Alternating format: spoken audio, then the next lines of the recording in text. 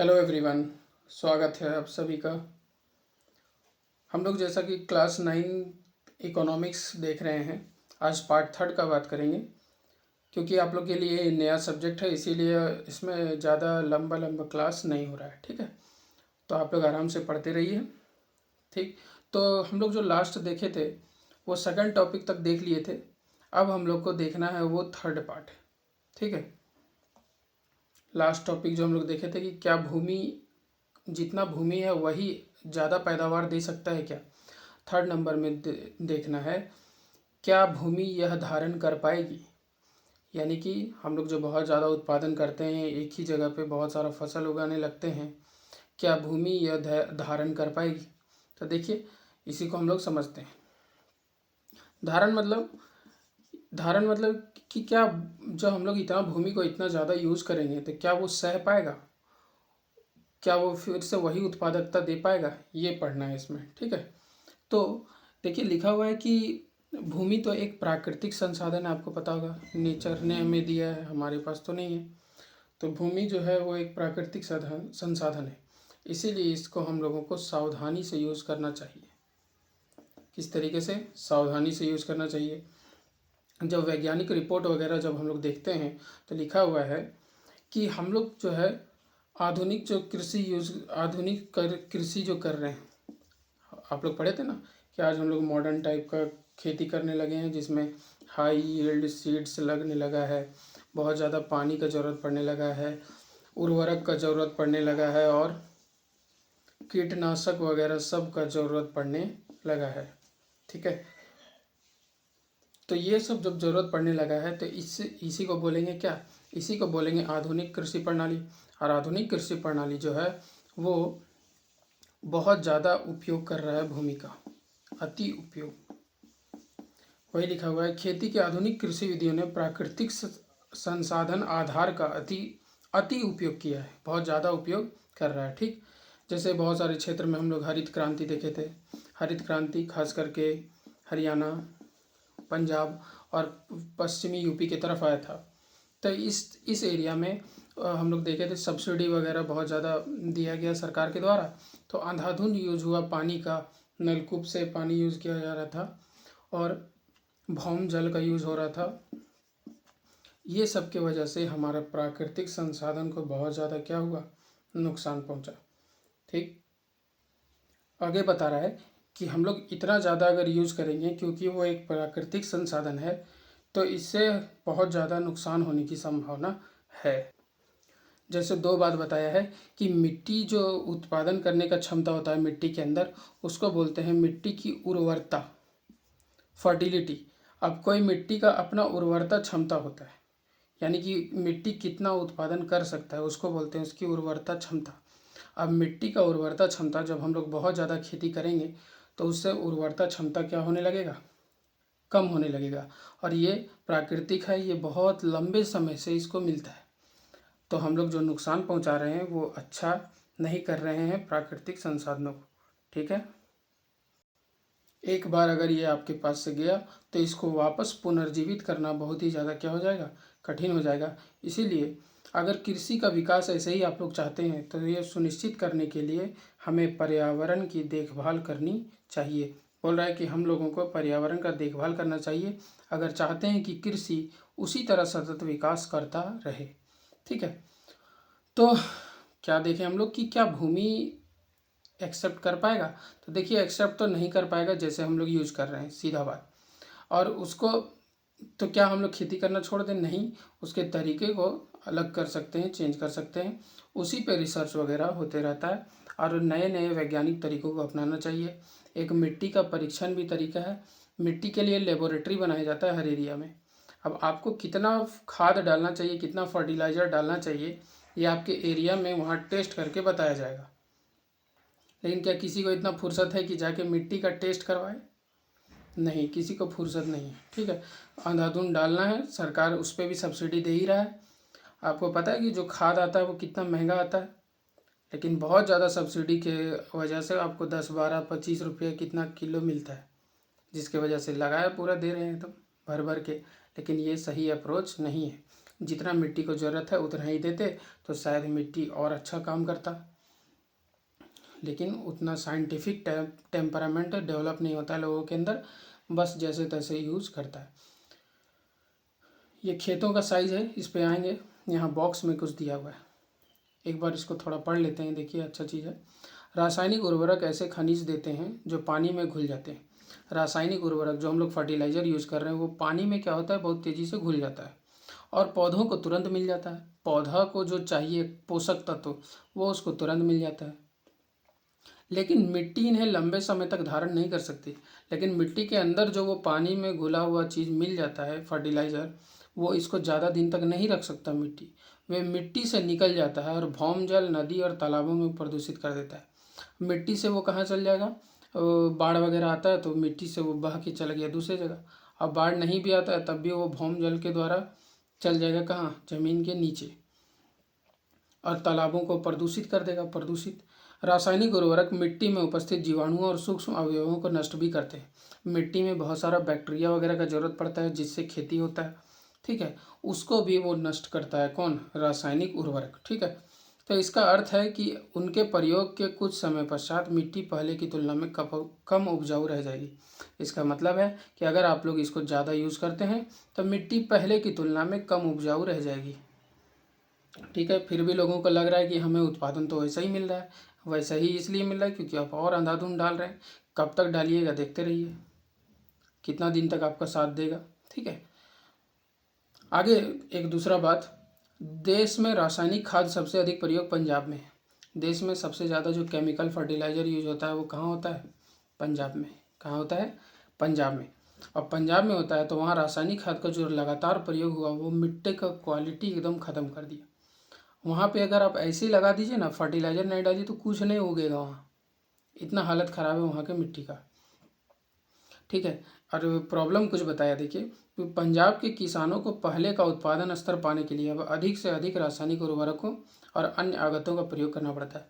अगर पहले जितना उत्पादन होता था वो अगर अभी चाहिए पंजाब के किसानों को, तो उसके लिए उसको और बहुत सारा आगत आपको बताए थे, इनपुट यानी कि जो आप खेती के लिए लगाते हैं, यानी कि उसको खाद वगैरह का और भी ज़्यादा ज़रूरत पड़ेगा। इसका मतलब है कि वहाँ खेती की लागत बहुत तेज़ी से बढ़ रही है। इसका क्या मतलब है कि खेती का लागत वहाँ पे बढ़ रहा है। हम लोग बोलते हैं महंगाई बढ़ रहा है। देखिए आप खुद ख़राब कर रहे हैं मिट्टी तो महंगाई बढ़ रहा है। तो आप लोग सोच रहे हैं क्या नहीं ख़राब करें, वही बोले आपको बार बार कि उसका अलग तरीका है, उस तरीके को अपनाना चाहिए, साइंटिफिक तरीके को अपनाना चाहिए, ठीक। यहाँ तक होता है थर्ड पॉइंट। हम लोग कृषि के बारे में पढ़ रहे हैं कि वहाँ कृषि का क्या हालत था। अब पालमपुर आपको पता है एक काल्पनिक गांव है, उसी के माध्यम से हम लोग भारत का भी इमेज देख रहे हैं। तो चौथा नंबर में आता है पालमपुर के किसानों में भूमि किस प्रकार वितरित है। अब देखिए जो ज़मीन एक इम्पॉर्टेंट संसाधन जो है, ज़मीन आप लोग मानते हैं कि एक इम्पॉर्टेंट संसाधन है, हम लोग पढ़े भी थे उत्पादन के कारकों में। उत्पादन के 4 कारक है जिसमें सबसे इम्पोर्टेंट ज़मीन। अगर ज़मीन ही नहीं रहेगा तो उत्पादन होगा कहाँ, ठीक है। तो मान लीजिए ज़मीन है, भूमि है, कहाँ पे, पालमपुर में, लेकिन वो किसानों के बीच किस तरह वितरित है। तो किस तरह वितरित है उसी का फोटो ये था। किसी किसी का खेत बहुत ज़्यादा बड़ा बड़ा 10 हेक्टेयर का, किसी किसी का 2 से 10 हेक्टेयर का, और बहुत लोगों का 2 हेक्टेयर से भी कम। ज़्यादातर लोगों का वैसे ही देखने को मिलेगा। देख रहे हैं आप लोग कितना छोटा छोटा खेत है, ये कितने लोगों का है और उससे कितना गुना बड़ा खेत एक इंसान का है, ये आपको नज़र आ रहा है। और ऐसा ज़्यादा दूर नहीं, आप अपने खेत पे चले जाइए वहाँ भी दिख जाएगा, ठीक है। तो बोल रहा है कि पालमपुर में किसानों में भूमि किस प्रकार वितरित है। तो बोल रहा है यहाँ पे कि सभी लोगों के पास खेती के लिए पर्याप्त भूमि नहीं है। पर्याप्त मतलब जितना ज़रूरत है उतना खेती सबके पास, उतना ज़मीन सबके पास अवेलेबल नहीं है। आपको याद होगा 450 गांव है कहाँ पे, पालमपुर में।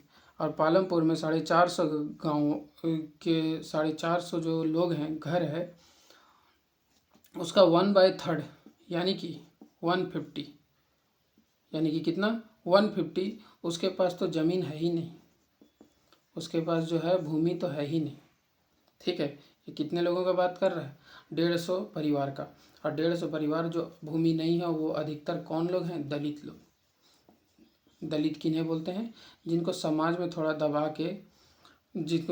थोड़ा दबा हुआ पिछड़ी जाति का माना जाता है, उसको बोला जाता है, माना जाता है। ठीक है, तो इनके पास तो ज़मीन है ही नहीं। 240 परिवार के बारे में बोल रहा है जिनके पास भूमि तो है लेकिन 2 हेक्टेयर से भी कम।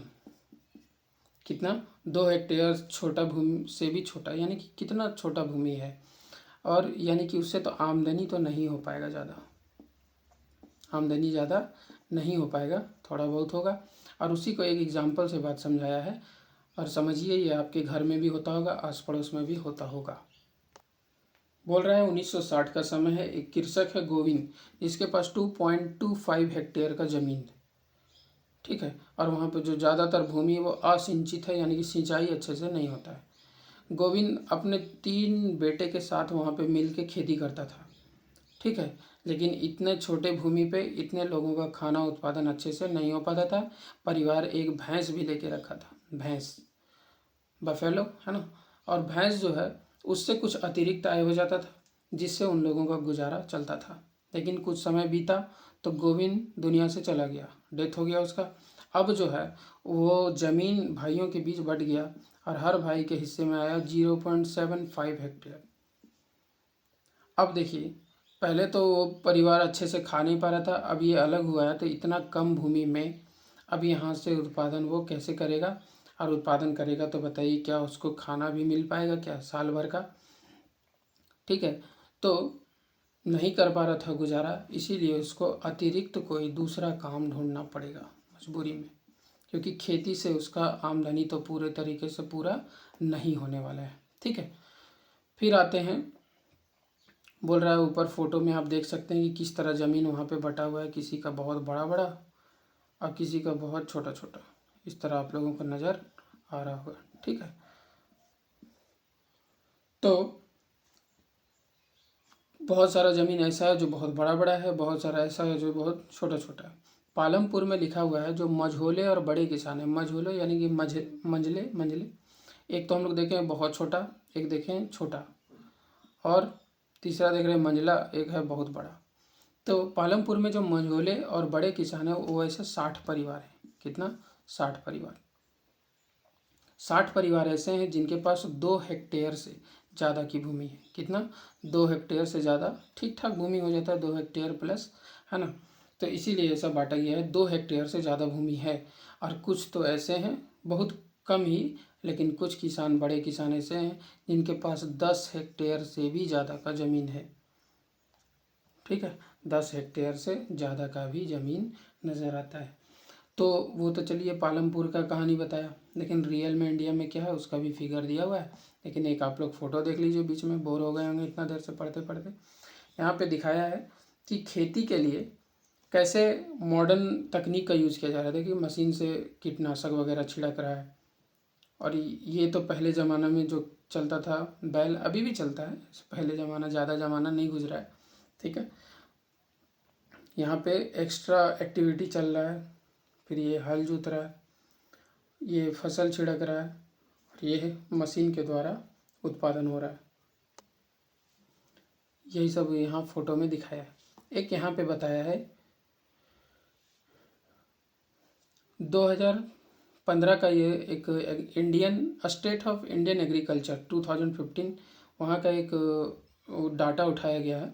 बोल रहा है जो सीमांत और छोटे किसान हैं, 55% किसान जो हैं उनके पास मात्र 15% ज़मीन है, ये लिखा हुआ है। और जो मझोले और बड़े कृषक हैं जो 44% है, उनके पास कृषकों की संख्या टोटल कितना है? 85%। ठीक है, यहाँ पे कृषकों की संख्या कितना है? 15% मात्र। तो देख रहे हैं आप लोग अंतर कैसे नज़र आ रहा है। ठीक है, अब जो नेक्स्ट टॉपिक है वो है श्रम की व्यवस्था कौन करेगा? श्रम की व्यवस्था कौन करेगा? श्रम, शर्म नहीं ना आ रहा आपको? शर्म इसको बोलते हैं। ठीक है, और ये श्रम है, तो दोनों में अंतर ध्यान रखिएगा, एग्ज़ाम हॉल में शर्म ना आ जाए आपको, यानी कि शर्म के जगह श्रम की जगह शर्म ना लिख दें आप लोग, है ना, बहुत लोग बोलता भी है ऐसा। तो श्रम यानी कि लेबर, श्रम का मतलब लेबर। अब पूछ रहा है कि लेबर की व्यवस्था कौन करेगा, तो चलिए पढ़ लेते हैं इसको भी। भूमि के पश्चात श्रम उत्पादन का दूसरा आवश्यक कारक है। आपको पता है सबसे इम्पोर्टेंट तो हम लोग देखे थे कि क्या चीज़ है, ज़रूरत है भूमि का, लेकिन सेकंड नंबर में आता है श्रम। श्रम भी उतना ही इम्पोर्टेंट है उत्पादन के लिए, सेकंड नंबर में वो आता है। ठीक है, अब खेती करना है, बोल रहा है खेती के लिए तो आपको मज़दूरों का ज़रूरत पड़ेगा ज़्यादा। खेती के लिए आपको मज़दूर चाहिए अधिक, मज़दूर अधिक चाहिए। छोटे किसान जो होते हैं वो अपने फैमिली के साथ जाते हैं और वहीं भूमि में काम करने लगते हैं, छोटा एरिया है, काम कर लेते हैं वहीं पे। लेकिन जो बड़े बड़े किसान हैं, मझोले और बड़े किसान हैं, वो दूसरे श्रमिकों यानी कि लेबर लोग को किराए पर लगाते हैं। ठीक, जो खेतों में काम करने वाले श्रमिक होते हैं, जो लेबर का काम करते हैं, वो या तो बहुत छोटे उनके खेत होंगे इसीलिए आते हैं काम करने के लिए, और या तो एकदम ही भूमिहीन होंगे, जैसे हम लोग देखे थे वहाँ पे 150 परिवार। ठीक, तो ऐसे ऐसे लोगों को काम करने का मजबूरन काम करना होता है। ठीक है, यहाँ पे एक छोटा सा कहानी दिया गया, बीच में हम लोग उसको रोकते हैं। यहाँ पे देखिए क्या बता रहा है। यहाँ पे बात करें जेंट्स और लेडीज, क्या बोल रहा है, आजकल काम मिलना कठिन है, केवल बड़े किसान ही हमें रखते हैं और वह भी बहुत कम दिनों के लिए। समझ रहे हैं आप लोग, आजकल काम मिलना बहुत ज़्यादा मुश्किल हो गया, और किसान जो बड़े किसान हैं वो रखते भी हैं तो बहुत कम दिन के लिए हम लोगों को रखते हैं। क्योंकि देखिए कटाई वगैरह में और बुनाई वगैरह में ज़्यादा समय लगता नहीं, तो हमेशा के लिए हायर तो करेगा नहीं। फिर और क्या बोल रहा है, हमारे पास जुताई के लिए ट्रैक्टर, कटाई के लिए हार्वेस्टर तथा गहाई के लिए थ्रेसर है। यहाँ तक कि खरपतवार को साफ करने के लिए कुछ किसान खरपतवार नाशकों को छिड़कते हैं। बोल रहा है कि आजकल क्या आ गया है, ट्रैक्टर आ गया, थ्रेसर आ गया, वहाँ पर और कम काम मिलने का चांस रहता है। मुझे स्थानीय साहूकार को 2,000 रुपये देने हैं। साहूकार किसको बोलते हैं, जो देखिए गांव देहात में जो लोन देता है ना, लोन प्रोवाइड करता है। क्योंकि आप बैंक जाएंगे, अगर आपके पास कोई संपत्ति वगैरह नहीं है तो आपको बैंक कर्ज नहीं देता है, और कर्ज नहीं देगा तो मजबूरी में आप उससे लेंगे जिसके पास आपका जान पहचान है, जो जनरली सेठ जी, साहूकार जी बोला जाता है लोकल एरिया में। अब साहूकार को 2,000 देना है, क्यों, क्योंकि वो पिछले साल 1,000 रुपया लिया था। ठीक है, जब खेतों में काम नहीं था, खेत में काम नहीं था, तो मजबूरी में उसको 1,000 रुपया लेना पड़ा, जो अब बढ़ के कितना हो गया है, 2,000। मैं इसे कैसे चुकता करूँगा, मैं 2 वक्त का भोजन के लिए कठिनाई से कमाता हूँ। बोल रहा है कि इतना कम कमाते हैं कि 2 वक्त का भोजन ना मिल सके, तो हम उस 2,000 को कैसे चुकाएंगे। ये मतलब बता रहा है कि लोन वगैरह लेने के बाद भी एक गरीब किसान को कितना ज़्यादा प्रॉब्लम होता है। ये है घनश्याम, एक बड़ा किसान है और उसने अभी अभी एक हार्वेस्टर खरीदा है। हार्वेस्टर खरीद लिया, इसलिए इस वर्ष कटाई के मौसम में हमें और भी कम काम मिलेगा। हार्वेस्टर खरीद लिया। अब हार्वेस्टर वही जो धान को क्या बोलते हैं, बुआई करता है और धान को काटता है, यही सब वो जो मशीन होता है ना, उसी को बोलते हैं। इसलिए इस वर्ष कटाई के मौसम में हमें और भी कम काम मिलेगा। काटने वाला दिन आएगा तो और नहीं काटेगा, काम तो हम लोग को मिलेगा नहीं, काटने देगा ही नहीं, क्योंकि उसके पास तो मशीन है। पिछले वर्ष 5 महीना मैंने काम किया था, इस साल तो वो मशीन खरीद लिया, अब लगता है वो भी काम नहीं मिलेगा। इस वर्ष मुझे रायगंज में ईंट भट्ठे पर काम करना पड़ेगा, ईंट के भट्ठे पे जाना पड़ेगा, यानी कि अब दूसरा काम हमको ढूंढना पड़ेगा। मेरी स्थिति भी ज़्यादा अच्छी नहीं है, पिछले कर्ज के कारण साहूकार मुझे ऋण देने से मना कर देते हैं, और ये तो ऋण चुकाने गया था, लेकिन इसको बोल रहा है कि मेरी भी स्थिति अच्छी नहीं है, अगर हम ऋण नहीं चुकाएं टाइम पे तो हमको तो फिर तो मिलेगा भी नहीं कभी। ठीक है, चलिए, तो ऐसा कहानी से आपको समझ आता है कि क्या हालचाल रहता है गांव में, वही बातचीत बता रहा है। फिर हम लोग उसी को कंटिन्यू करते हैं। हम लोग देख रहे थे कि खेत में काम करने वाले या तो कुछ ज़मीन उनके पास होता है या एकदम ही भूमिहीन श्रमिक होते हैं। जो काम कर रहे हैं उसका फसल पे कोई अधिकार नहीं होता है। फसल पे अधिकार किसका होगा, तो जो बड़े बड़े किसान हैं उनका होगा। उनको मजदूरी किस रूप में मिलता है, तो मजदूरी आप लोग भी देखे होंगे, ये सब प्रैक्टिकल मजदूरी जो है या तो हाथ में नगद दे दिया जाए, या तो आप लोग ऑनलाइन तो नहीं सोच रहे हैं, ऑनलाइन चलिए अभी आ गया तो ऑनलाइन दे दो, लेकिन वस्तु के द्वारा भोजन दे दो, अनाज दे दो। आप लोग देखते होंगे जब धान वगैरह होता है तो बहुत सारे किसान जो बोलता है हमको धान ही दे दो, 10 kg धान दे दो, 20 kg धान दे दो, ऐसे करके जो भी बनता है उस हिसाब से मजदूरी का मांग कर लेता है। ठीक, तो इस तरह क्या चीज़ का पूर्ति होता है, मजदूर लोगों का पूर्ति होता है। कुछ मजदूर ऐसे होते हैं जो दैनिक मजदूरी पे आते हैं, डेली के लिए रखा जाता है। कुछ जो बड़े बड़े किसान होते हैं वो किसी किसी को परमानेंट रख लेते हैं, पूरे साल के लिए रख लेते हैं। ठीक, कार्य विशेष जैसे कटाई या पूरे साल के लिए काम पर रखा जाता है। एक इंसान है जिसका नाम है डाला। ठीक है, डाला जो है भूमिहीन श्रमिक है, उसके पास ज़मीन नहीं है, इसीलिए उसको मजबूरी में पूरे साल वो काम का खोज करते रहता है, कभी मिलता है कभी नहीं मिलता है। सरकार जो है, सरकार डिसाइड किया है कि जब कोई ये तो देखिए मार्च 2017 का बात है, मार्च 2017 का बात हो रहा है कि जब किसी को काम दिया जाए तो मिनिमम वेतन उसको दिन भर का कितना देना चाहिए, 300 रुपये देना चाहिए। लेकिन डाला को कितना मिला, 160। अब आप लोग सोच रहे हैं क्या इसमें कोई प्रॉब्लम है? हाँ, क्यों नहीं प्रॉब्लम। काम करने वाले लोग ज़्यादा हैं और काम देने वाला लोग कम है। अब जो काम देने वाला है उसके पास सब गया, सब कोई बोल रहा है हम 300 में काम करेंगे, बोले तुम जाओ, क्योंकि 300 से कम में भी काम करने वाला यहाँ पे बैठा हुआ है। अब इसको ये इतना कम क्यों ले रहा है, क्योंकि ये भी नहीं लेगा तो फिर खाएगा क्या, इसीलिए इतना नीचे मजदूरी चला जाता है। डिमांड एंड सप्लाई आप लोग समझते होंगे, डिमांड एंड सप्लाई, मांग और पूर्ति। जब किसी चीज़ का मांग बहुत ज़्यादा बढ़ने लगता है और वो चीज़ मिलने नहीं लगता है तो उसका रेट भी बहुत ज़्यादा बढ़ जाता है। जब किसी चीज़ का सप्लाई बढ़ जाए, यानी कि खूब मार्केट में पड़ा हुआ है, कोई ख़रीदने वाला नहीं है, तो उसका रेट क्या होता है, गिर जाता है। ठीक है, तो ये आप लोग भी समझ रहे होंगे। तो डाला ऐसे ही एक इंसान है जो निर्धनतम घर से है और उसको ऐसे ही प्रॉब्लम का सामना करना पड़ता है। ठीक है, नेक्स्ट आता है खेतों के लिए आवश्यक पूंजी। पूंजी, अब हम लोग उत्पादन के कारक पढ़ रहे हैं तो सबको डिटेल में देख रहे हैं, वो भी किसके संदर्भ में, कृषि के संदर्भ में। कृषि में हम लोग देखें भूमि का ज़रूरत, वो भी पूरा कर लिए। कृषि में हम लोग देखें श्रम का ज़रूरत, 2 चीज़ देख लिए हैं उत्पादन के कारकों में।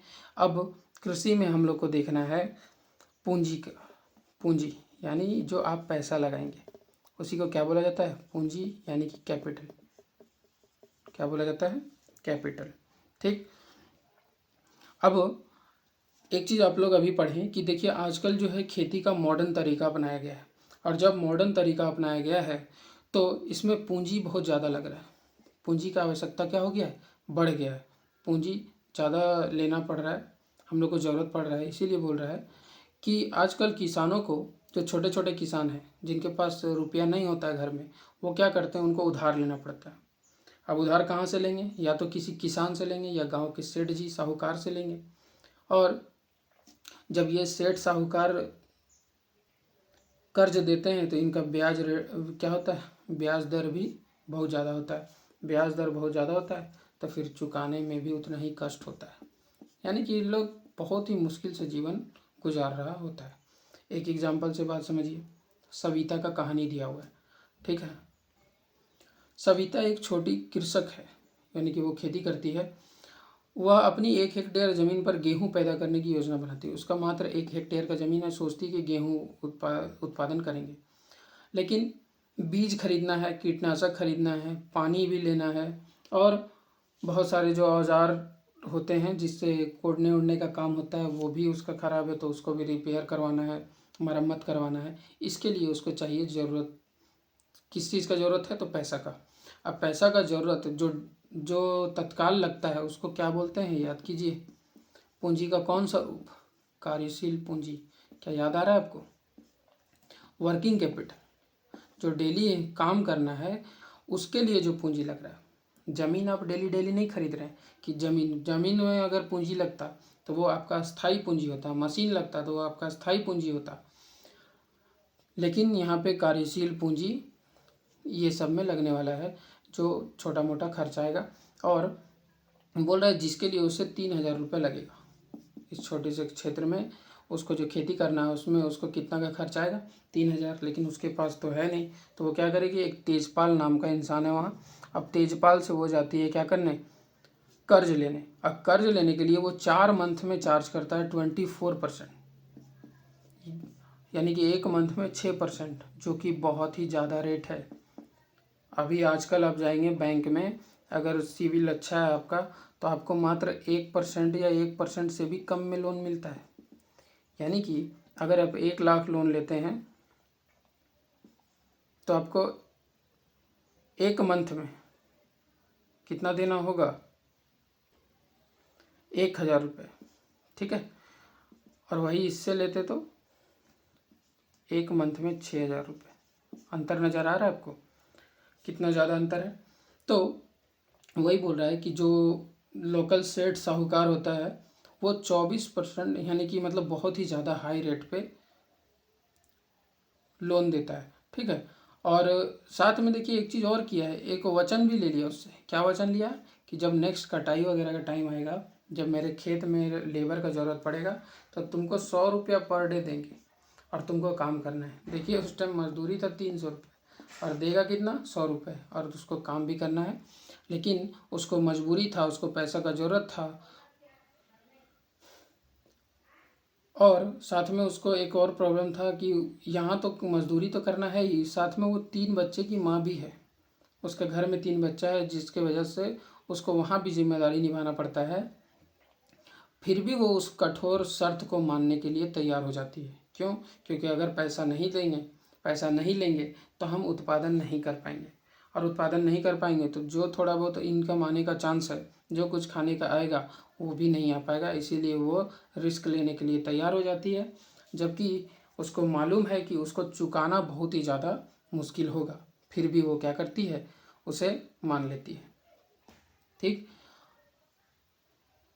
छोटे किसान लोग का तो ये हाल आप लोग देखें, लेकिन जो मझोले किसान होते हैं और बड़े किसान होते हैं उनका क्या, उनका जो है उत्पादन आपको पता है वो बहुत ज़्यादा है, उत्पादन बहुत ज़्यादा है। तो इससे उत्पादन बहुत ज़्यादा होगा तो वो क्या करेंगे, उनके पास पूंजी जमा होगा, पैसा जमा होगा, और वो अगले साल के लिए उस पूंजी को बचा के रखेंगे, तो उनका पूंजी का भी ज़रूरत उसी से पूरा होता है। तो इसीलिए आप देखते हैं कि जो एक बार शुरू में गरीब है, अगर वो एफर्ट नहीं लगाया तो वो धीरे गरीब ही रह जाता है। क्योंकि यहाँ भी देखिए ये ज़्यादा कुछ कर नहीं पा रही है, तो छोटा सा खेत में खेती कर रही है तो और फंसते चले जा रही है, और फंसते चले जा रही है, तो बताइए वो कहाँ से आगे बढ़ पाएगी। लेकिन जो एक बार अच्छा से आगे बढ़ा है, जो खेती वगैरह पूंजी वगैरह कर जमा कर लिया है, उसको देखिए और पैसा, खेती से भी और पैसा, और जो सेठ जी बना पड़ा है जिसकी वजह से उसको इंटरेस्ट मिलता है, उससे भी वो और पैसा, यानी कि पैसा पैसा कर रहा है वो, और जिसके पास नहीं है वो पैसा के लिए परेशान। तो ये दिक्कत भी है, लेकिन क्या किया जाए, सिस्टम ही यही है दुनिया का, ठीक है। तो इस तरह उन लोगों का ज़रूरत पूरा होता है, ठीक। तो आज का लेक्चर ज़्यादा लंबा नहीं करते हैं, उम्मीद है आप लोगों को समझ आ रहा होगा। थोड़ा बोर लगे तो फिर से देख लीजिएगा क्योंकि बोर होना थोड़ा सा स्वाभाविक है, चैप्टर ऐसा है।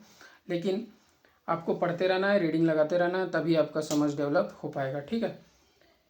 हम लोग नेक्स्ट पार्ट में बात करेंगे आगे। आप लोग मुस्कुराते रहिए, पढ़ते रहिए अच्छे से। धन्यवाद, थैंक यू।